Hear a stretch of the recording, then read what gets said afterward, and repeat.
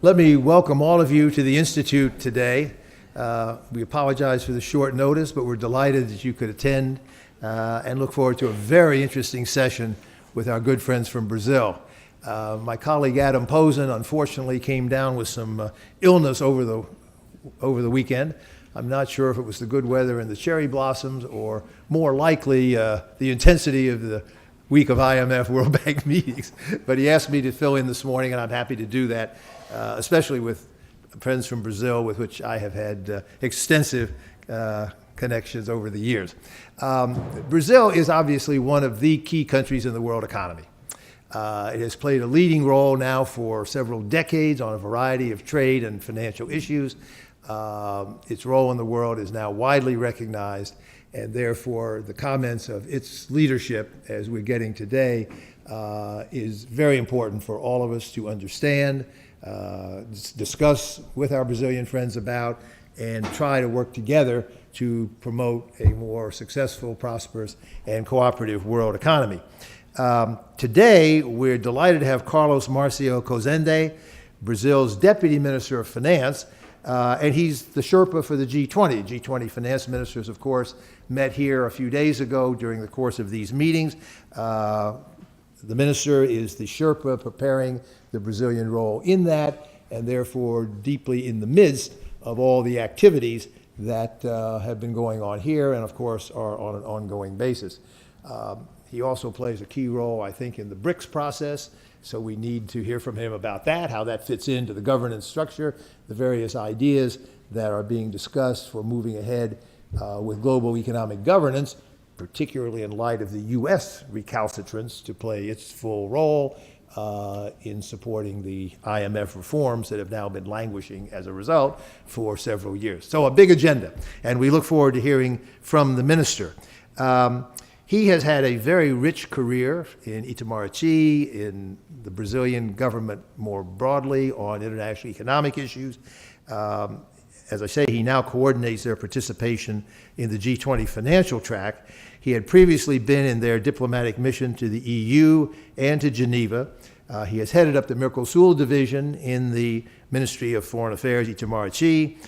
He's worked on trade policy extensively and was their negotiator in the failed free trade area of the Americas negotiation, which has led to a lot of very rich lessons, even though it did not succeed.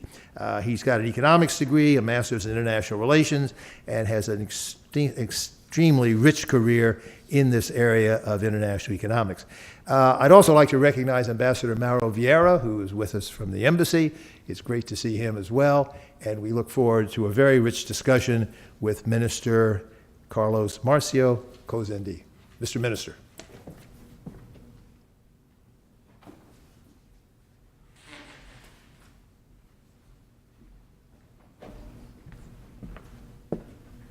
Good morning, everybody. It's a pleasure to be here with you today. For those who have been following Brazil and Brazilian economy, there's not going to be a lot of new things in the things I'm going to present, but I thought it would be interesting to put everything together in order to have a basis for us to have a conversation. So I'm going to concentrate more on Brazil and what's going on there as a basis for a wider conversation where we can touch the issues that Fred Bergson gently mentioned about G20, BRICS countries, and everything else that you're curious about. So Brazil in the global economy, where does this ship go? Of course, the ship is Brazil, and it's a big ship. So it's the fifth country in area. Of course, we like to say it's the fourth in contiguous territory if you don't count Alaska and Hawaii. It's the fifth in population. And it's the seventh or the sixth in GDP, depending on where the exchange rate is. So we are talking a big country, a continental country, and that has consequences in terms of economy and its international insertion. As you all know, Brazil has been highlighted as an important agricultural producer. It's today the fourth agricultural producer, just behind the United States, with the perspective of overcoming it in the next decade. Not only it's an important agriculture like China or India are as well, but the important part is an important exporter of agricultural products, which China and India are not. And more and more in the products that are produced in Brazil. Brazil has become the first world exporter, second, third world exporter on a number of different products that range from temperate to tropical products. Efficiency in Brazilian agriculture has increased very dramatically in the last 10 to 20 years, and therefore we have become the first producers in a number of, the first exporters in a number of those products. Of course, again, that has a lot of consequences in terms of the international presence of Brazil. And as I was talking with Fred before the presentation, also to the perspectives of any Brazilian negotiation of a free trade agreement with other countries, given that in a number of areas, especially in the developed world, agriculture tends to be a protected sector. Also, it's a country that is very strong in minerals and metals, so natural resources as a whole is quite competitive in Brazil. Again, in a very diversified way, different kinds of minerals. The country does not depend on one kind of mineral, although of course iron ore is the most distinctive one, but there's a series of minerals and metals where Brazil is really competitive. And again, also in that area, it has become more and more, and will become more and more of an oil producer, especially with the discoveries in the pre-salt area. And here it's interesting because there is, even in Brazil, a lot of discussion and a lot of criticism in the sense that the export pattern of Brazil has become more and more natural resource based, and some people worry that that may mean that we are exporting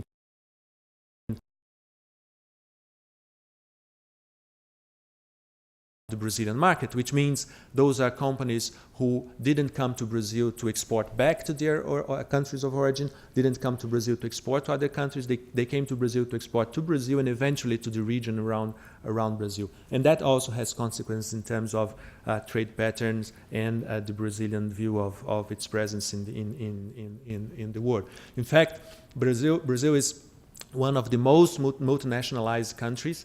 It's the country where the greatest number of multinationals are present. It's not the country with the greatest stock of foreign direct investment, but it's the country where the biggest number of multinational companies are present. The consequence of all that, being a big country with a big internal market and an industry was built under import substitution, means that trade to GDP is quite low, but it's not very different from the US. So there you have Brazil in the blue line and the US in the red line. You see that it's more or less in the same level. It's exports plus imports. So it's more or less in the same level. At the same time, Brazilian exports are around 11-12% of GDP. So again, the direct transmission of crisis to Brazil normally doesn't go to the real sector because the exports are a small part of our GDP. But again, that has consequences in terms of the presence of Brazil in the world. So the internal market is much more important than the external market in the Brazilian development model, or any model that can be conceived as a future development of the Brazilian economy. It's at the same time a very well diversified export and import pattern. Basically, you have 20% for the European Union and diminishing, 20% for China and growing, around 13% for Asia, so it should get to 15% and stay around that. The US by now is around 10% and going up and down according to the years. And there you have the region, the Latin American region, with another 20%, out of which 12, 10, 14%, depending on the year, is on MERCOSUR, and we still have another 10, 15% to other regions like Africa, Eastern Europe, and so on. This pattern has become more diversified and not less diversified in the last decades. Certainly, the China has an important presence. But as you can see, it's not an overwhelming presence and an overwhelming impact in the Brazilian economy. Again, China can have an important indirect effect in the Brazilian economy to the extent that growth in China influences commodity prices and therefore the whole of the exports in Brazil through the price channel, but not necessarily directly because of China's presence as a destination for Brazilian exports. The import pattern is more or less the same, very similar, with the U.S. a little bit higher and China a little bit lower. Now, if you take the U.S. specifically, it's an interesting case because it used to be around 20% of Brazilian exports.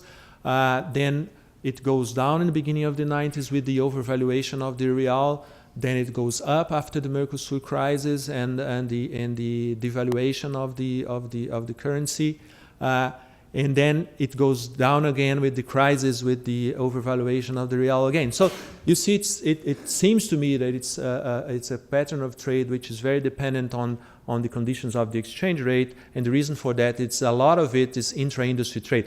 Recently, you also have the oil factor that counts there, but I mean, a lot of trade between Brazil and the U.S. is intra-industry trade, and it's companies that are present in the U.S. and there are American companies that are present in Brazil, and depending on the conditions of costs and exchange rate at a certain point in time, export to the U.S. or not. More recently, you also have the oil factor. Brazil was exporting a lot of oil to Brazil, and in the latest years, at the same time, Brazil had to redirect its production to the domestic consumption, while the U.S. was again finding alternative sources internally and globally. But the fact is that at present, the U.S. share in Brazilian export has gone down quite dramatically.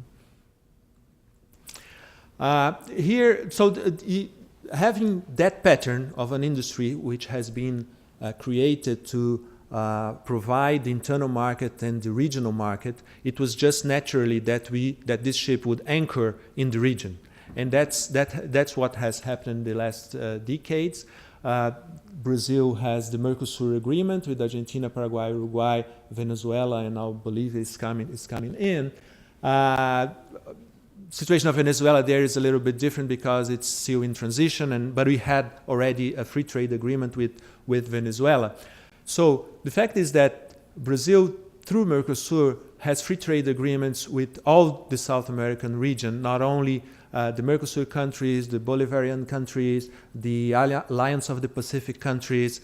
With all of them, we will have close to 100% of tariff exemption in 2019. In fact, in some of them, like Chile and Bolivia, we already have that kind of free trade. So in fact, I'm insisting there because there's a lot of discussion about the Pacific Alliance and what is different from there. In fact, in terms of trade, we already have with all of those countries, except Mexico, a very open trade pattern, and a lot of things that they are doing already exist in MERCOSUR and already exist between MERCOSUR and the other countries. Even, for instance, I read the other day they were providing for exemption of visas for travelers between Chile and Mexico. That exists between Brazil and all the South American countries for quite a long time. So there are interesting things happening there in the region. MERCOSUR has gone through a lot of difficulties in the latest years, but the reality for traders and for companies in the region is that you already have free trade access basically in all the countries of the region. Outside the region, we are negotiating the agreement with the EU. We can talk more about that later on. Of course, it's a negotiation that stalled at a certain point, was reinitiated, and now is in the phase of presenting tariff offers. It will be a difficult negotiation, and the reason is the one I mentioned. We have an industry, an agriculture which is very competitive, an industry which was created under protection. So you have a very sensitive industrial sector, a very competitive agricultural sector, while on the other side of the table, normally, if you go if you want to negotiate with the EU or Japan or Korea or even the US, you have countries with which are very competitive in industrial sector and very defensive in the agricultural sector. And in Mercosur, even more for the other countries than for Brazil, if you don't have agriculture on the table, the deal is not worth negotiating.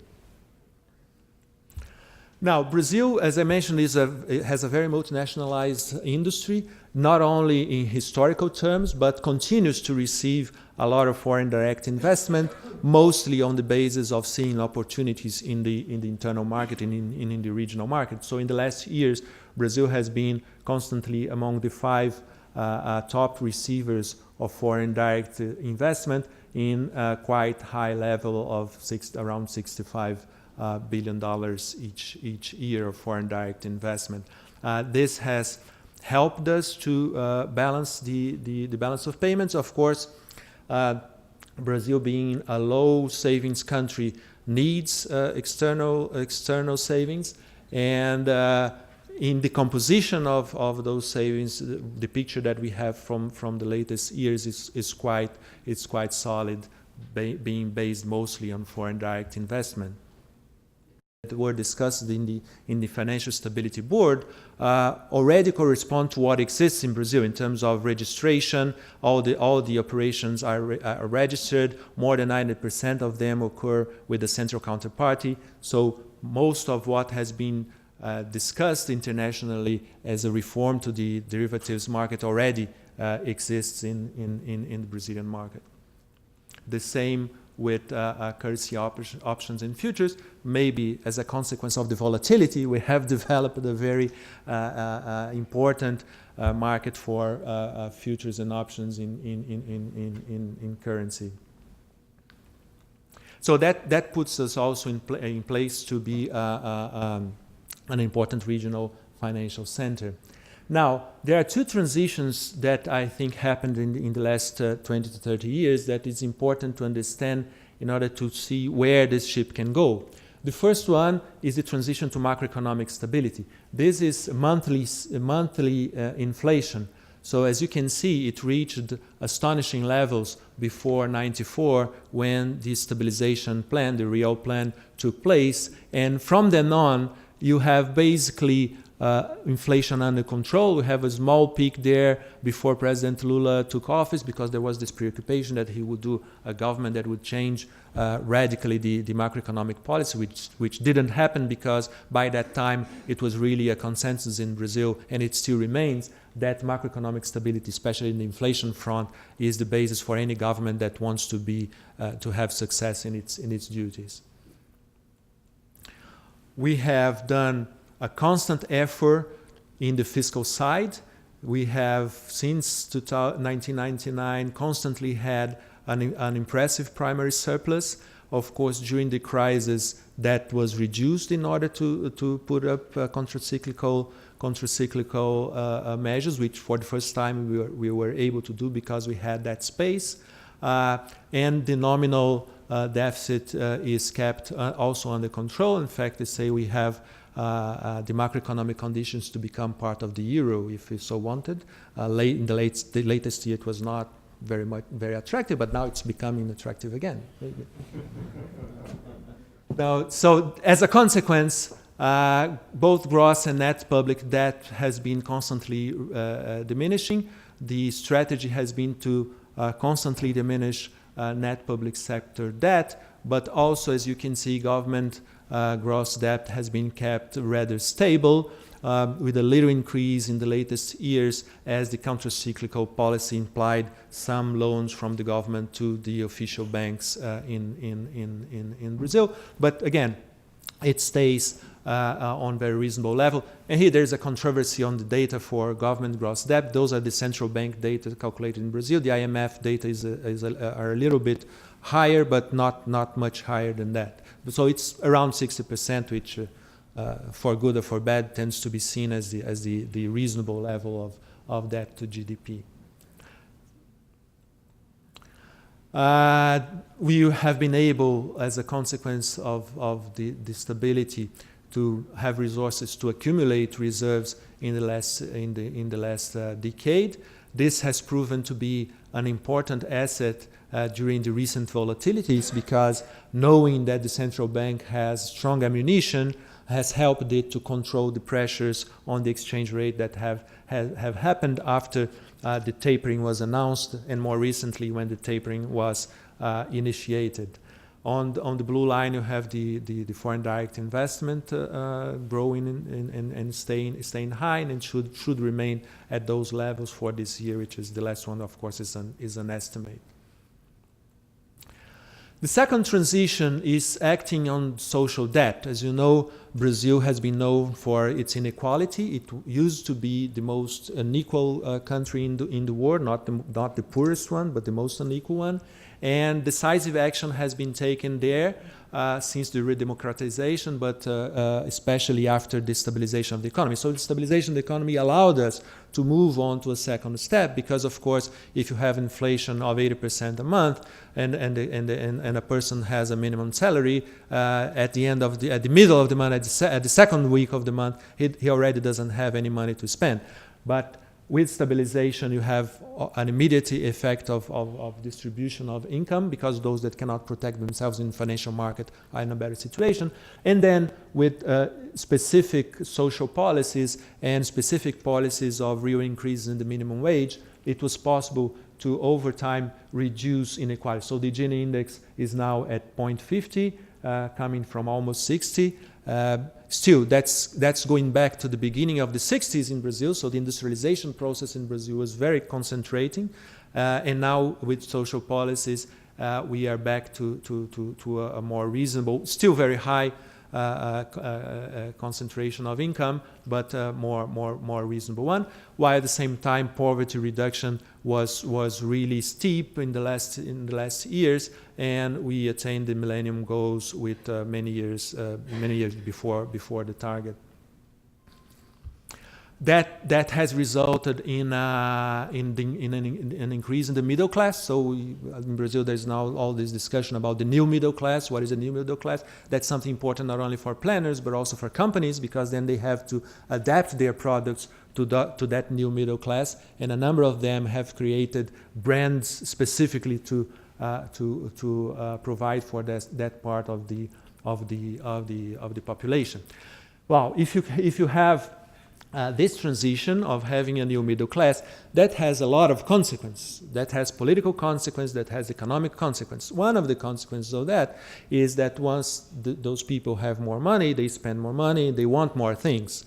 They want to travel, they use more the airports, they use more the roads, so the infrastructure of the country comes under stress. And because we had a long period of macroeconomic instability, all the efforts of the governments on the economic side. No, I don't want to change anything. What do I do now? Okay, thanks. So you have on one side with economic growth, with the changes in the Brazilian economy, and with a new middle class, you have a lot of pressure in the infrastructure. On the other side, because the government was concentrating on stabilizing the economy for so long, we lost the capacity for planning and investing in infrastructure. So for a long time, no big project in agriculture, in infrastructure came up since the middle of the 80s, since the debt crisis, basically, and therefore there's a lot of terrain to recuperate. So the first challenge is to transition from a short-term agenda to a long-term agenda. So in Brazil today, basically, I think the way the ship is going is to think more and to develop more long-term preoccupation in a different area. There are a lot of transitions that we will need to make in many different areas. One of them is moving from a short-term agenda to a long-term agenda. The first long-term challenge, of course, is infrastructure. So there, we foresee investments of 295 billion for the next years in different areas. There is the airport program. This here includes mostly the programs in the concession program, but also on public investments. So you have the airports programs, which is based on opening for private partnerships a number of important airports in Brazil. You have, of course, all the oil and gas investments, which are mostly Petrobras, but a lot of that also private investment in Brazil, a lot of it associated with Petrobras. You have energy investments, again, a well-established program of concessions for generation, transmission, distribution of energy in Brazil. You have a highways program. A number of concessions were already granted last year. This year the program continues. Of course, we have elections this year, so it's going to be at a lower rhythm for some time, but certainly any government that comes up next year, either the re-election of President Dilma or another government, this priority is not going to change, and those programs will go ahead. The ports program, a new legislation was approved on ports that provides the basis for increasing the degree of concessions to the private sector in the ports area. Urban mobility, a lot of social pressure on urban mobility. So people now have solved the employment program. Brazil has now, I didn't put it here, but we have now basically full employment, 5%, around 5% unemployment rate. So a lot of mobility from people on social mobility, people who are going to work, people who earn more now and don't want to go to work at the same bad conditions they used to go. So there's a lot of pressure in that area as well. And the railroads program, because in Brazil, from the 60s, industrialization was basically a centerpiece of Brazilian industrialization was the automotive sector, and developing a network of highways around the country, and railroads were practically abandoned.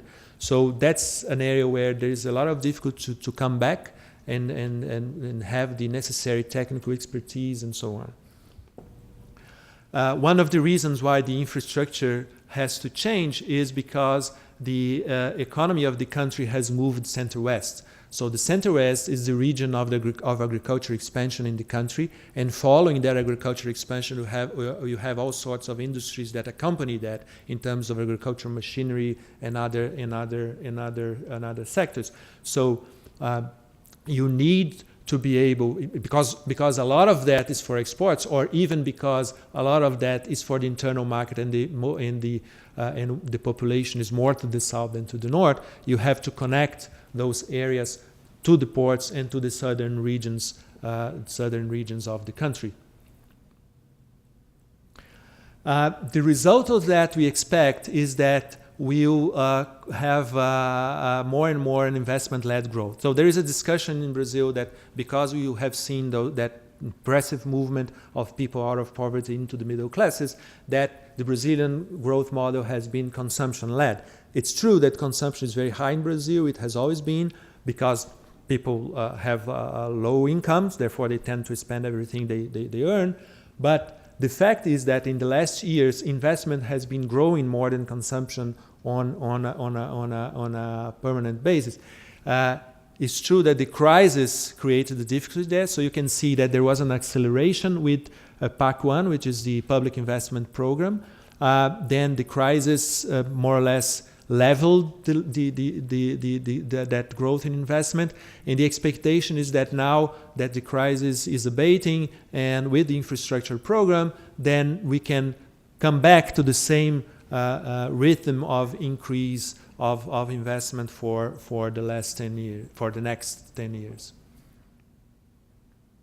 But still a low savings and investment country, so therefore it's clear, it's also a consensus that focus has to go into providing better investment conditions in Brazil. As a consequence not as a consequence, at the same time, the need to provide for infrastructure financing poses a second long-term challenge, which is to develop capital markets in Brazil. Again, with inflation of 80% a month, it's very difficult to develop financial instruments that are more than daily. As the stabilization of the economy comes up and the needs for infrastructure appear, there is an effort again in that area to move into the agenda of constructing a more long-term capital market in Brazil.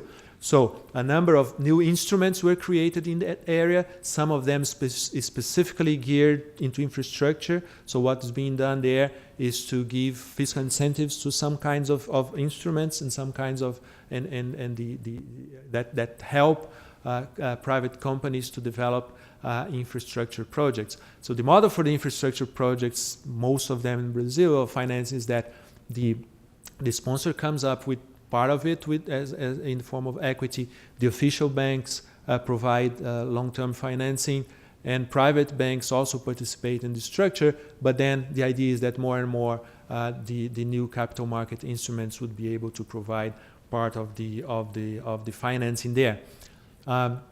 If you look at the diversification of those instruments in the last years, the dark blue part there is corporate bonds, and it was really growing in 2011-12. Of course, with the reversion of the monetary policy cycle and increase in rates in 2013, there were less opportunities for companies to go for to offer attractive bonds, because of course the government was then paying more. But still, we still continue to have an important attractiveness there. The second line is stock markets, which were really growing in terms of new emissions. But then, with the crisis, the stock market suffered a lot and has abated a little bit. But I mean, those are new emissions every year. So the movement is going forward. The infrastructure, the banks, the investment banks, the agents of the process exist in Brazil.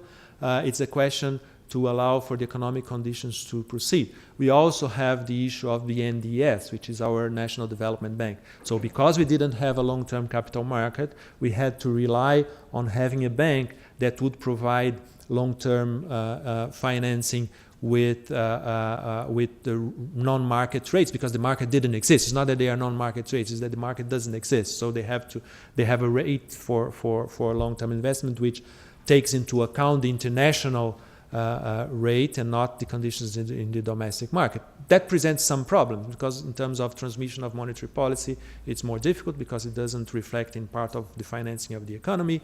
And at the same time, there is this egg and chicken problem, because if you take BNDES out, investment disappears because you don't have anyone financing. At the same time, the private banks say, well, I cannot provide long-term finance because I can't compete with BNDES. So one challenge there, an agenda that we have there, is how to develop, and it's very much on the minds of BNDES people, is how BNDES can help this movement of developing capital markets, for instance, by using BNDES as a market maker and things like that. The third long-term challenge that's very clear on everybody's minds is education. Of course, if you had such an unequal country, education conditions were very difficult. We progressed a lot in the last 10, 20 years in including more people in the educational system. The last step of that was the conditional cash transfer programs, whereby to receive the cash, the families have to put their children in school. And that's a very important dimension of that, because it gives an intergenerational perspective for the social programs. So the idea here is to continue increasing the amount of GDP that goes to education, but more than that, it will be important to work on quality, because in terms of the network of schools, with the decrease in population growth in Brazil, the focus will not be anymore to build more schools and have more schools, but really to have better schools and to make people progress in the number of years of scholarity. So that's the general framework that I wanted to give you in terms of not really very original data, but putting everything together in order for you to have a sense of what are the challenges and what are the let's say the design of the ship, the conditions of the ship, for you to imagine where this ship can go. We think that this ship can go very far. We think that this ship is willing to go to the world in terms of international presence in the world, in terms of international participation in world decision making, in terms of assuming more and more responsibilities. I think there's a lot of expectations on Brazil in that area, but it's important to understand that all the institutions, the legislation, the budget of the country was done for a country who was receiving capital, receiving technical assistance, seen as a country that needed help. And now there's a lot of expectation that all of a sudden all those good experiences are going to be passed on to other countries that need it, that Brazil will be more active here and there. But the fact is that we will need gradually to prepare ourselves for that. Brazilian companies now are going abroad.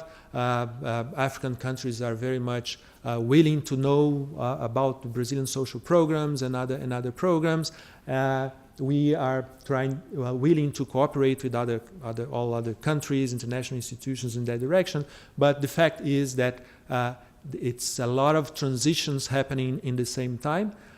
Infrastructure, for instance, in a number of areas we had to change the regulatory framework. And of course, when you change the regulatory framework, while you are doing it, people don't invest. So of course, that depressed investment for some time. If you take for the mining sector, for instance, which is a very important sector in Brazil, investment is not very intense right now because we are discussing the regulatory framework for mining. And until the moment we have it, it's going to be depressing investments there. But once you have it, then investment will come and will flow. So I think the perspectives are quite good. The fact that Asia and China have become structurally importers of natural resource-based products is not expected to change in the next decades. And differently from when you had only the US as the world engine, where the US would export manufacturers, but also agriculture and natural resource-based products. Now you have a situation much like the English dominance, when the English economy used to transmit to the rest of the natural resource-based countries some kind of the dynamics of growth. I think that in a way that happens here, and it's going to be a challenge for us having a diversified industry and at the same time an important agricultural sector to articulate those two, so that those pushes from those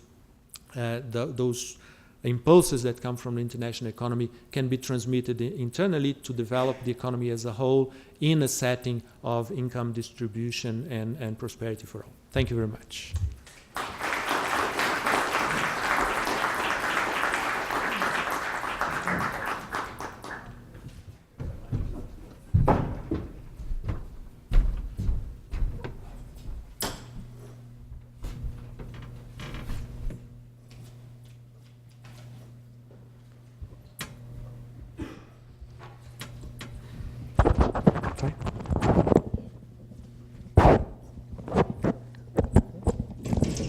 It's better. More experience. Okay. I think I got mine. Move it up. Mr. Minister, thank you very much. That was enormously informative and provides a very good base for our discussion. Let me ask you to start off about one of the very few things you did not mention, but something where the eyes of the world are on Brazil, the upcoming World Cup and then the Olympics. How does that affect the economy? Is it going to be a plus or is it going to be a minus? Different countries have had different experiences. It depends on whether Brazil wins or not. The psychological effect will dominate. Okay. No, I think on the World Cup, I think everything is prepared in terms of the games, the stadiums. It will work. In a way, what it didn't have more is what comes with it. I mean, there's a lot of projects, especially in the urban mobility area, that are not going to be ready in time, but that will be there. So they will happen. They probably won't be ready for the World Cup. Some of them will be ready for the Olympics in Rio, because then it's more concentrated effort. But it has been a dynamizing effort that the country has gone through in terms of planning, in terms of discussion, and even in terms of democratic participation, because you see, FIFA requires very high standards for everything and higher standards for everything. So that generated in Brazil discussion. So if you're spending that much to satisfy FIFA requirements. You see, for instance, you can't sell any beer which is not the sponsor beer 3 kilometers around any stadiums. So the guy who has had a bar beside the stadium and has thought, no, the World Cup is coming, I'm going to have some profit. All of a sudden, people tell him, no, you can't, you have to sell the sponsor beer. So that kind of things, of requirements, intrusions, etc., generated really in the population a very sound democratic reaction to say, well, I want my hospitals at FIFA standards as well. I want my schools at FIFA standards as well. And that's what we have seen last year with the street demonstrations in Brazil. It's, I think, a healthy coming up of the population and saying, if we are capable to do that, why are we not capable to do the rest? Let me turn to another topic. You mentioned the import substitution model under which Brazil's industrialization had taken place. And in some people's view, one result of that is a lack of fully competitive costs, what's often called the Brazil cost, being a factor making it difficult for Brazil to compete in world industry. What's your view on that? How serious a problem is it? If you think it's a problem, what are you trying to do about it? Is it a factor in the slowdown in growth in Brazil recently that has disappointed some investors, many Brazilians, many around the world who had anticipated a more rapid continuation of Brazil's growth of a few years back? Well, as usual, the reduction in growth has many causes. Strongly in the industrial sector, but local industry was also growing because they were following that movement from poverty to middle class, and therefore the internal market was increasing so much that even if imports were growing strongly, the internal producers were able to take advantage of that. Now in 2012-13, especially 2012, that stopped to be true. So in a number of sectors, more or less all the growth space were taken by imports, and it didn't transmit into industry, Brazilian industry especially. Now, if you talk to people in the industry, as I said, those are mostly multinational companies that are in Brazil. They have the same technology they have in other places. So they tend to tell you that within the factory it's very competitive, but outside the factory the infrastructure is a problem. It is a problem. Now, is it that competitive within the factory? I don't know. I don't have the data for that. Now, the fact is that, as I mentioned before, most of those companies are not doing research in Brazil. They are not developing things in Brazil. They're just bringing things that they develop elsewhere on a second, third phase where they are already more used to produce that. They bring it to Brazil. So tends not to be the latest technology either. So the structural conditions in which Brazilian industrialization was made have an influence on what can or cannot be its role in the world. It's not an industry that has been, for instance, basically you have, as I mentioned, the intra-industry trade with the US companies in Brazil that sell to the region, and eventually, if conditions are adequate, to the US. In the case of European companies, they mostly come to Brazil to export in the region. They rarely export back to Europe or to other countries. And traded Asia is mostly natural resource going that direction, and industrial products coming in this direction. That has to do with the way the Brazilian industrialization was done, which is the import substitution model. It's difficult to think that all of a sudden we are going to be part of the global chains and everything. It's in some sectors we can do that, but it's very difficult that this will be done in the whole of the economy. That's why I'm saying it's important to. I think it will be necessary for future governments, again, either with President Dilma or other people, to think about the ways the industry is going to move, because it's not possible anymore to do everything in all sectors. And it's not possible either for the government to choose what in those sectors is going to be done or not. So you will have to develop a different approach to that. Yeah, I was going to ask if you worried about some of those things you mentioned, the lack of participation in the global supply chains, the fact that the foreign firms do not do much R&D in Brazil, the fact that they do not export to third markets. And I guess you're saying, yes, you do, and you need to take a look at where to go in the future. Yeah. Yeah, I think the answer to that is to reinforce those challenges I mentioned. Infrastructure, for certain, has a very important part in competitivity, not only for agricultural products, but also for the industry. The education part will be very important. As I mentioned, we are now with unemployment levels around 5%, which means in certain sector, especially, it's not only, it's now both the question of not having workers which are qualified enough and not having workers at all. But the qualified part will have to change. The sources of growth in Brazil, especially in Brazilian industry, will be increasing productivity, and a lot of that will be related to improving the quality of labor that we have through education, through technical education. An enormous effort is being done in the area of technical education, which is something that we didn't have in Brazil. So basically, people would go, get out of school at high school level maximum, mostly in primary school, and those who could go through would go to the university and have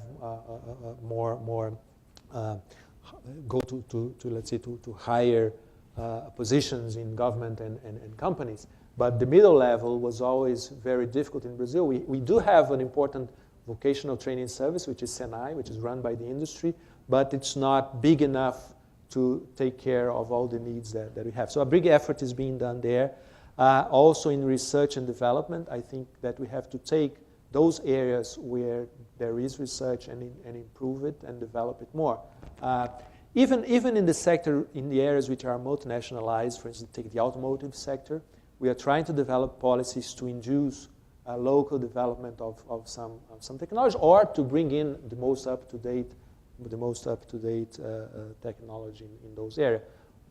Or in the automotive sector, for instance, the program has been done, of course, to bring in more foreign industries, but also to move them in the direction of environmental standards which are comparable or better than in other countries. One more question from me, and then I'll open it up. You've mentioned the exchange rate several times, and your minister famously launched the discussion of currency wars several years ago. Where do you think that issue stands now? Do you still worry about it? And as you look back over the 4 years since your minister launched that discussion, how do you feel the international system has done in handling the issue? How has the IMF done? How has even the WTO, G20, where you're the Sherpa? What are the lessons for international governance, the effectiveness of the international institutional machinery for handling an issue of that type, which is a quintessentially international issue? You all launched it quite properly, I think. What are your reflections on both the substance of the issue and how the machinery is done in trying to respond to it? I think that very early in the discussion, it was clear that the system we have today, which is the post-Bretton Woods situation where you don't have a centralized coordination of the exchange rate, would not be abandoned, especially by those who have the key for the key currencies in the world, West, Europeans, and so on.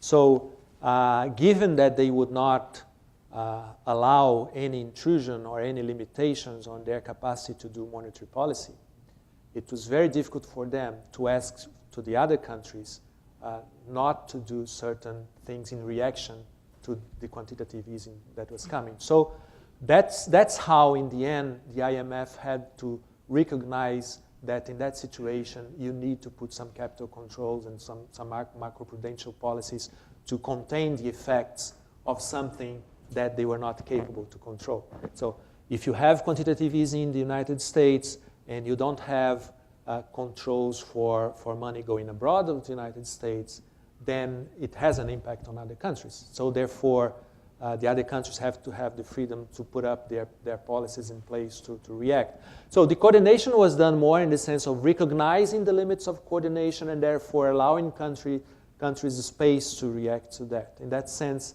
it avoided an acrimonious debate in terms of you are doing those measures, you are impeding my capital to go to your country and so on, because they had to recognize it to the extent that they didn't want to allow some limitations on there.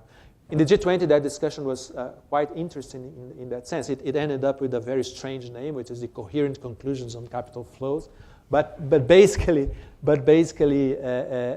sets this framework, which is we want to cooperate. We know that it has an impact. For some times, people were denying that it had an impact, but it has an impact. Therefore, you have to do it, recognizing that that's not the solution for all your problems. You need to have a good macroeconomic policy. You need to have your economy in shape. But in those situations, you need to have this kind of reaction, which is interesting because what we had in Brazil was an additional tax on capital coming in. It could still come in, but it had an additional tax. And it's very flexible because then when conditions turned and with the tapering announced, capital started to come in back to the center, then we just reversed those policies and capital came back into Brazil. So that kind of recognition of that those flexible mechanisms are interesting as long as you have a solid fundamentals in the rest of your macroeconomic policies, I think was a nice way of concluding that discussion.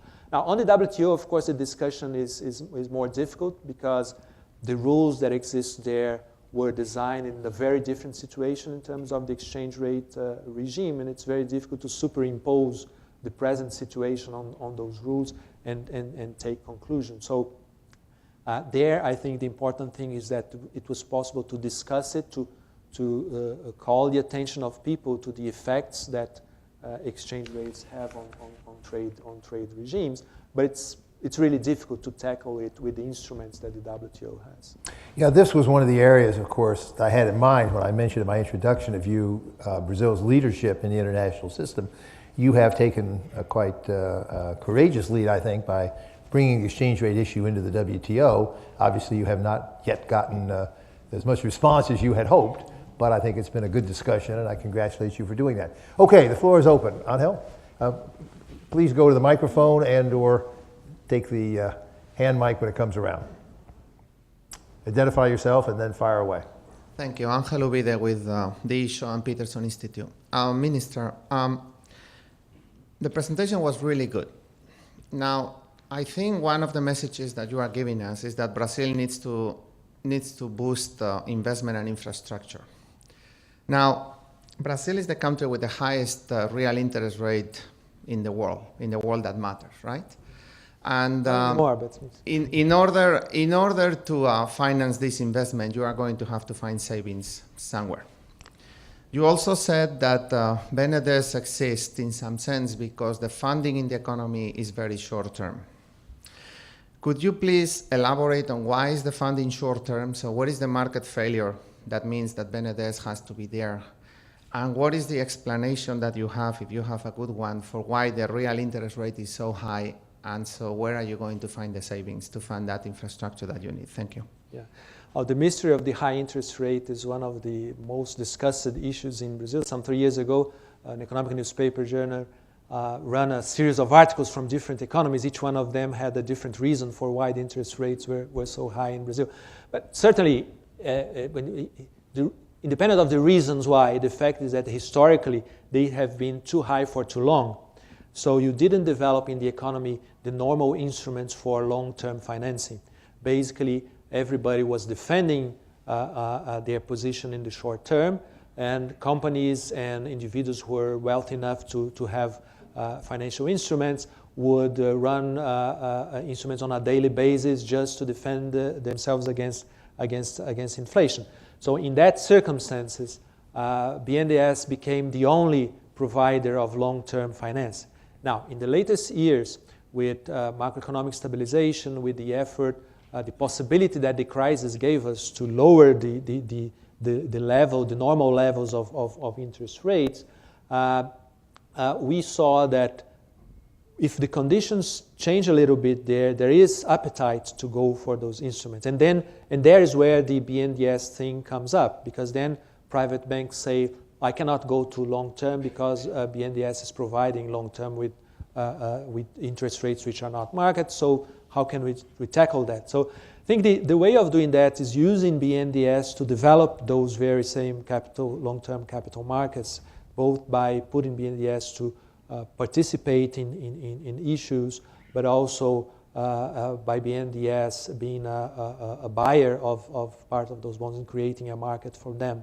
So I think that will help in the long term.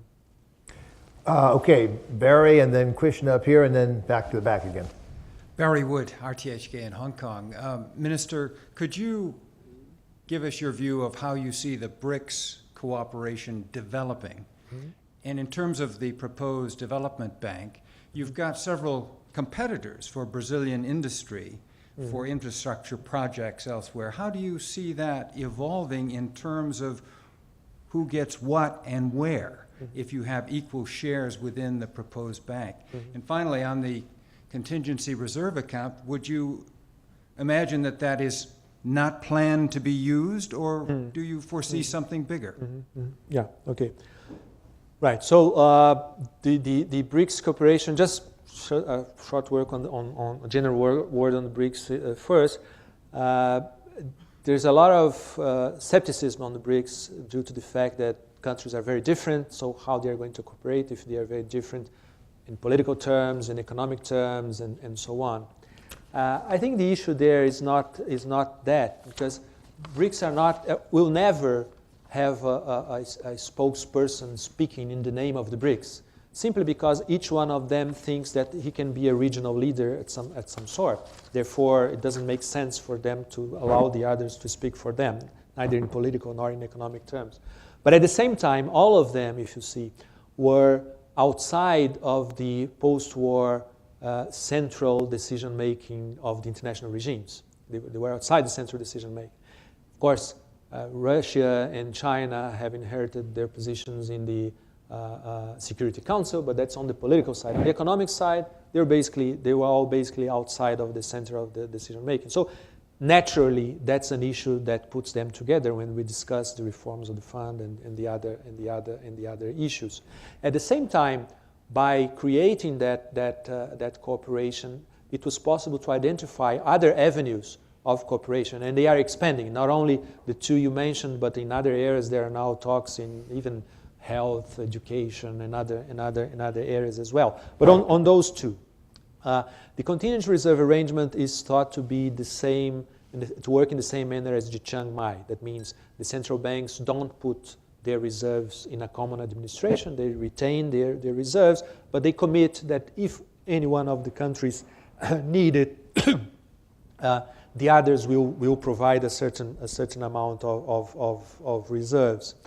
What's the magnitude you now envisage? The total is $100 billion. Now, of course, each country has a limit. It has a commitment, which is basically China has a commitment of 41,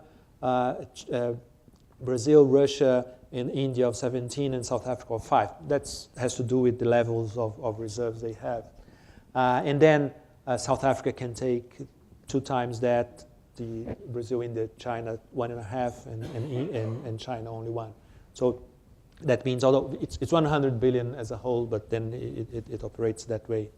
Now, it was the discussions initiated at a point where this discussion of a backstop was very much present in Europe because of the European crisis, and we thought, well, let's take the opportunity that we are not having that kind of problem, that everybody has a good level of reserve, everybody's comfortable, and negotiate that now. So that no one will think that we are negotiating that because we need it.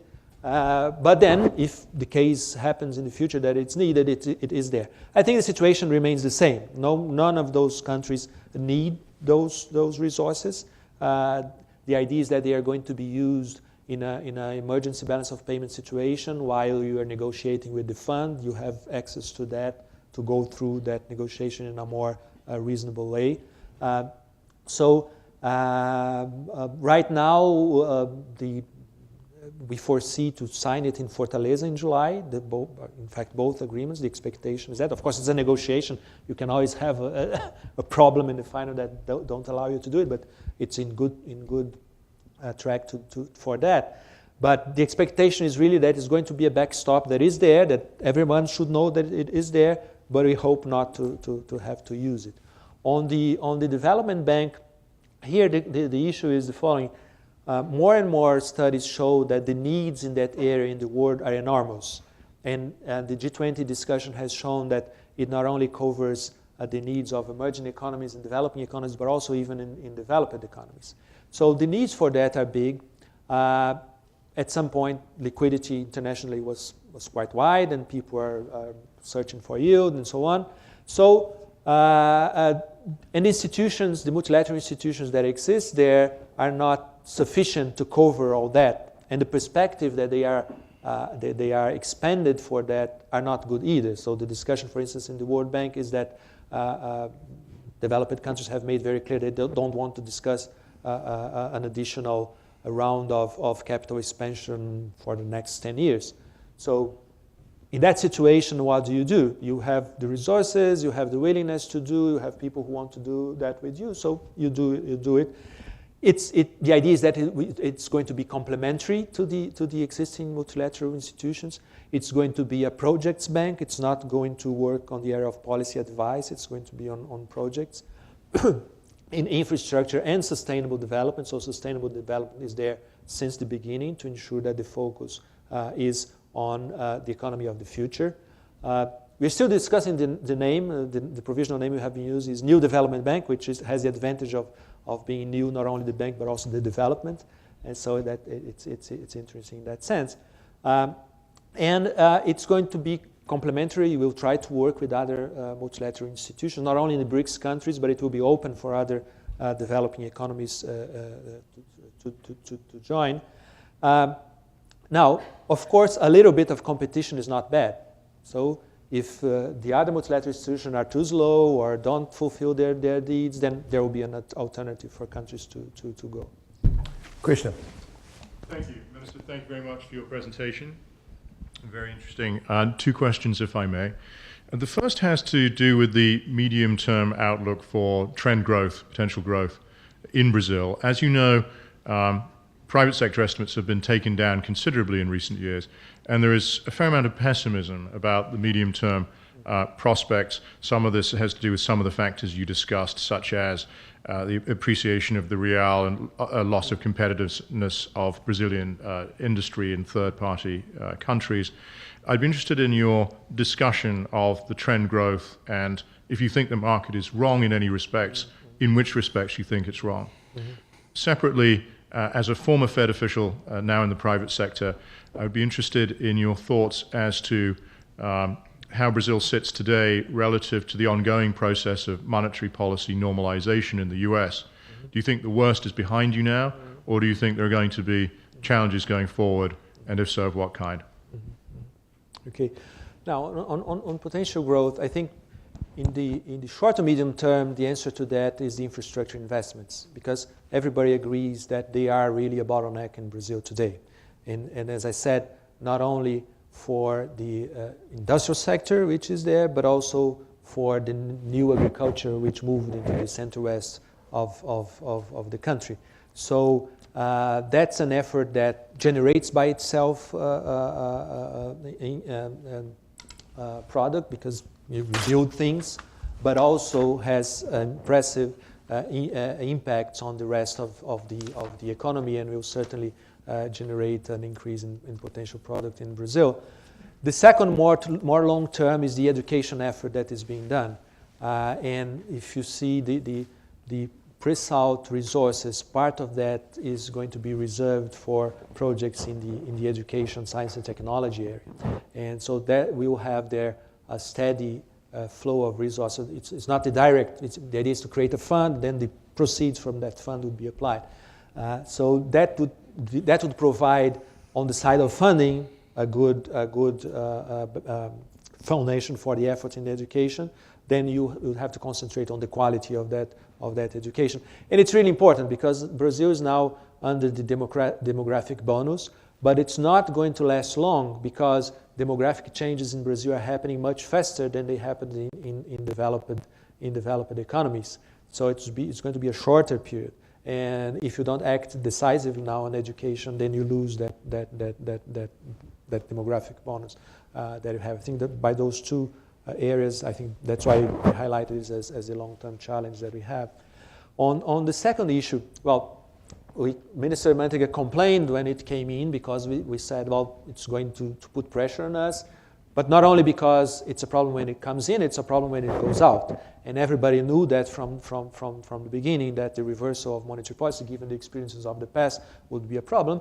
Therefore, most of the countries in the South American region, most of the countries have prepared for that. So Brazil, Peru, Colombia, Chile, even if you think Argentina, which has a very special position because of their default in 2001. So, but if you take Argentina, for instance, they don't have capital to flow out because they have not been receiving capital lately. So that's not, you won't have a traditional crisis when monetary conditions reverse.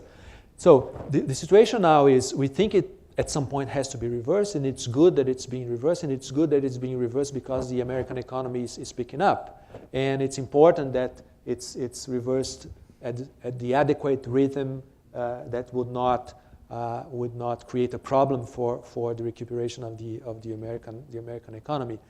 And now, last year by this time of the year, and especially in April, May, what he had, in our opinion, was a problem of communication from the Fed, because they put this thing up and then immediately each governor started saying different things at different points in time, and no one knew what was going to happen, and that really created a turmoil. But I think they clearly took the lesson from that, and by July they were doing an important effort to converge the message that was being communicated, and that's why the G20 came up with this thing of better communication and so on, and putting emphasis in that, because everybody agreed that it had to be done, but it had to be done calibrated and well communicated. Since then, I think in that side of calibration and communication, things improved quite a lot. So by the end of the year, when the taper really started, we were ready. And in fact, the first part of the turmoil allowed the central bank to show that they had the conditions to face it, because even before, in September, the Fed announced that they would not do it at that point in time, we had already controlled the exchange rate depreciation in Brazil through central bank action in swaps and futures markets. And so we didn't lose any amount of reserves because we only acted in the futures. But the central bank had shown that we have this stockpile of reserves. The market does not have the force to deal with that, and we have the instruments to deal with that. So when the taper came in December, everything was normal. The turmoil in the beginning of this year because of Argentina, China, Turkey, again, everything was normal. And in fact, now what we are seeing is, again, a revaluation of real. And if it continues that way, we start worrying again on the other direction. Okay. But just to conclude, certainly for next year, when at some point rates start to be raised, we don't know. If we'll have to be, again, evaluating step by step what comes up. It will be a different scenario. Back to back. Yeah, thank you, Mr. Minister. I'm Finlay Lewis with Congressional Quarterly, and I'm wondering if you could give us a status report where things stand in terms of your government's review of the WTO cotton case. Are you optimistic that the negotiations with the USTR are going to lead to a solution? Are you more tending towards kicking it over to the WTO again? And what do you think the chances are of retaliation and cross-retaliation? Thank you. Right. Okay, well, I don't deal directly with that, but we certainly participate in internal coordination in that area, and I did participate quite actively in the past in that discussion. Now, the chance. Well, if you're a negotiator, you are always optimistic that negotiations will be successful and when you have a positive conclusion. But as far as I can hear from the meetings that we had, and looking at what are let's say the fundamentals of this case, the fact that the Congress has approved the legislation, that legislation has not really been consulted in Brazil in that specific aspect. The fact that from the beginning, the U.S. position was when we have a new farm bill, it will take care of it, does not provide for a lot of optimism that negotiations will solve it. So probably what is going to happen is an implementation case in the WTO where we are going to question whether the new farm bill does implement or not. Having said that, there are different aspects in that case. I understand that in the aspect of export subsidies through financing, there is more leeway to go, and there may be an agreement in that part of the case. On the subsidies to production part of the case, it's more difficult to see that having just approved the law, the US and the US Congress would accept to change it again. So probably there we will go through an implementation phase. Brazil has been very careful in that area in terms of retaliation. We know that it's not the best way to go. We know that the best way to go is to have a solution to that case. It was true in 2010 when we started it, and it's true. It was true last year when the payments that the U.S. was being stopped, and we restarted the process of retaliation. But for the system to work, you have to use the retaliation card. And if you don't use it when the legislation is not respected, and if you don't use it in the best way, in the way that will be heard by the other side, then the system doesn't work and the system is good for nothing. So it was very important in that case that Brazil build up a retaliation perspective that is credible, that affects certain sectors in the US, and the main way to do that certainly was the cross retaliation possibility. Again, it's not something that you want to get to, but if there is not a solution, if the WTO examines it and say that there is still a problem, we'll have to go back to that possibility. Even knowing that if we do implement retaliation, it will also hurt us, and eventually will not solve the case. But I mean, if it's detrimental to the system if we don't do that. Okay, final question in the back. One more. I'm Debbie Wetzel, the World Bank Country Director for Brazil. We agree with your long-term challenges on infrastructure, long-term capital markets, and education. There's two areas I'm curious of your views that also have both macro and micro implications. Those are the potential for tax reform in the coming year or two, and also the issue of Previdencia, Social Security, and how that might pan out. I'm just curious about just to make sure you have to cover everything while you're here today. So. Yeah. No, thank you for those questions. Basically, the last, I'd say 5, 6 vice minister of the economy fell trying to negotiate fiscal reform, a tax reform through Congress, and not being able to do so. So it's always everyone who Sounds talks about it familiar. The question there, I mean, you certainly understand this very well here in the U.S., is that our federative system is quite complicated. So you have taxes which are at federal level, state level, municipal level, and of course, when you talk about changing what happens at the state levels, some states want it to go in one direction, other states want it to go in the other directions, and other states want it to go nowhere. So when you take it to Congress, it's a very difficult negotiation. So what President Dilma tried to do was to do partial improvements, some of them which would not need new laws, some of them that would need new laws. Of course, even so, it remained a difficult program. So we have a difficult situation here, and I really hope, again, that the next government, either President Dilma re-elected or another government, will tackle that, because everybody agrees that the tax system in Brazil is a problem. Everybody agrees that it's complex. Everybody agrees that it doesn't make sense to have companies expending so much money just to fill in the tax procedures.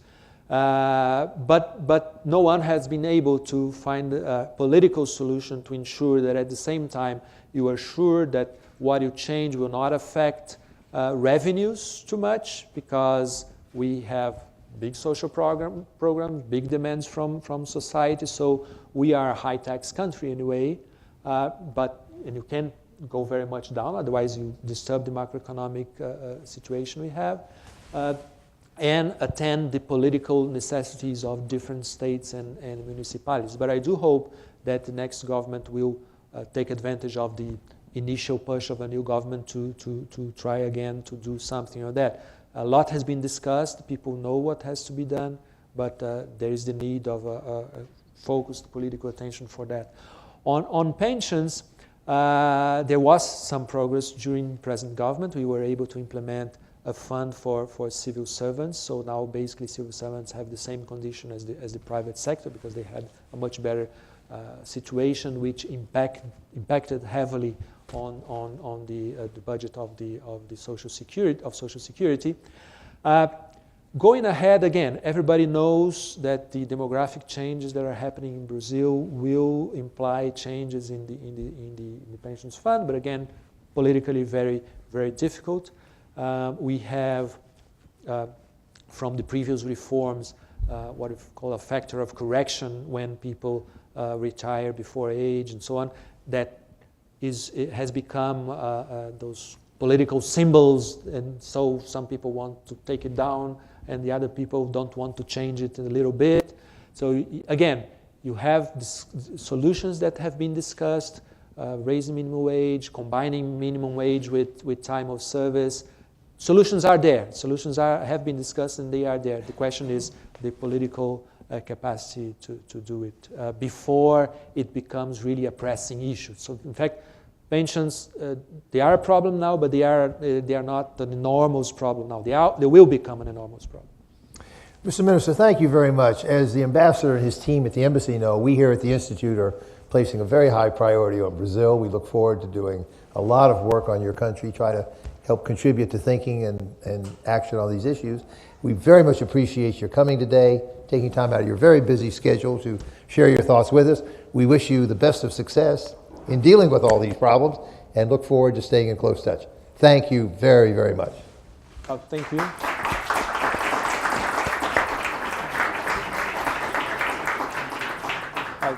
you. Thank you for having me here.